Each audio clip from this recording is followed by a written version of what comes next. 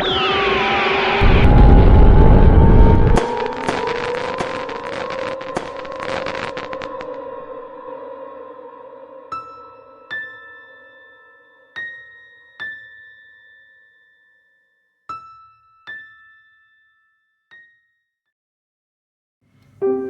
kedalaman hutan tropis yang lebat dan rimbun, di antara pepohonan raksasa yang menjulang tinggi, dan sungai-sungai yang mengalir tenang, Mau-Mau, seekor lebah madu mungil dengan bulu berwarna kuning keemasan, terbang bersama rombongannya. Mau-Mau dikenal sebagai lebah yang paling usil dan suka bercanda di antara teman-temannya. Namun, candanya seringkali kelewatan, membuat teman-temannya kesal. Hari ini pun, ia kembali membuat ulah. Saat rombongan terbang menuju padang bunga matahari yang terkenal harumnya, Mau-Mau menarik ekor lebah tua bernama Nenek Api, membuat Nenek Api kehilangan keseimbangan dan hampir jatuh ke sungai. Teman-temannya yang lain mendengus kesal, namun Mau-Mau hanya tertawa kecil, tanpa menyadari betapa serius kesalahannya. Ia terlalu asyik dengan keusilannya hingga tak menyadari bahwa ia telah terbang terlalu jauh dari rombongan. Ketika ia sadar, teman-temannya telah hilang dari pandangan. Keheningan hutan tiba-tiba terasa mencekam. Suara dengungan teman-temannya yang biasanya meriah telah lenyap. Mau-Mau sendirian. Rasa takut menusuk hatinya, bercampur dengan penyesalan yang mendalam. Candanya yang kelewatan telah menyebabkan ia terpisah dari keluarganya.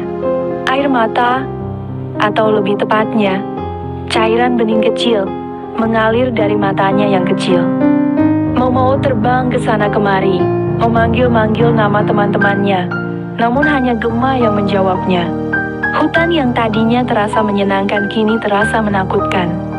Bayangan-bayangan pepohonan yang besar dan gelap membuatnya semakin merasa kecil dan sendirian. Dia terbang menyusuri sungai yang mengalir tenang, berharap menemukan jejak teman-temannya, namun hanya menemukan kesunyian. Hari berganti malam. Mau-Mau bersembunyi di balik daun lebar sebuah pohon besar, ketakutan dan kesepian mencengkeramnya. Suara-suara malam hutan, serangga yang bercicit, burung hantu yang berteriak, hanya menambah rasa takut dan kesepiannya. Dia menyesali semua candaannya yang kelewatan. Seandainya ia tidak menarik ekor Nenek Api, seandainya ia lebih berhati-hati, mungkin ia tidak akan terpisah dari rombongannya. Keesokan harinya, Mau-Mau melanjutkan perjalanannya. Dia terbang dengan tekad yang baru, meskipun kelelahan dan kesedihan masih terasa.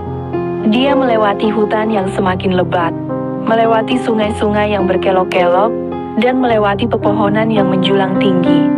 Dia bertemu dengan berbagai makhluk hutan, dari kumbang yang menggeliat hingga monyet yang lincah, namun tidak satu pun dari mereka yang bisa membantunya menemukan teman-temannya. Rasa lapar dan haus mulai menyerang. Mau-Mau hampir menyerah. Dia hinggap di atas sebuah ranting, merasa putus asa. Tiba-tiba, ia melihat sekilas warna kuning keemasan di antara dedaunan. Dengan penuh harapan, ia terbang ke arah itu. Dan akhirnya, ia melihat mereka. Rombongan lebah madunya sedang beristirahat di sebuah padang bunga liar yang penuh warna. Teman-temannya menyambut Mau-Mau dengan gembira, meskipun beberapa dari mereka masih sedikit kesal dengan ulahnya.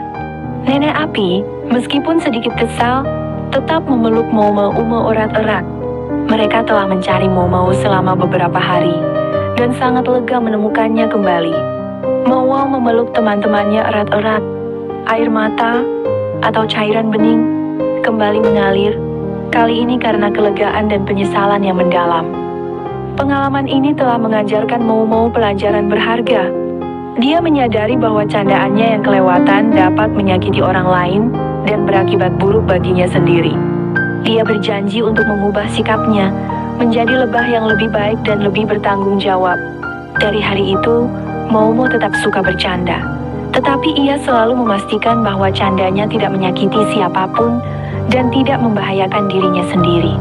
Ia belajar bahwa kebersamaan dan saling menghargai jauh lebih berharga daripada canda yang kelewatan.